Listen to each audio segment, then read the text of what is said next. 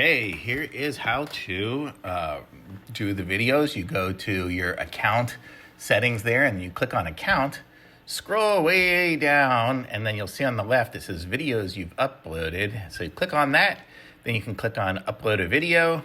Go ahead and find wherever your video is at. Mine just happens to be in some weird location, but go ahead and pick the video that you want to upload, and then there it is uploading. You can choose tag products, and you can either find the product with the B number, that V0 whatever number, or go ahead and do a search.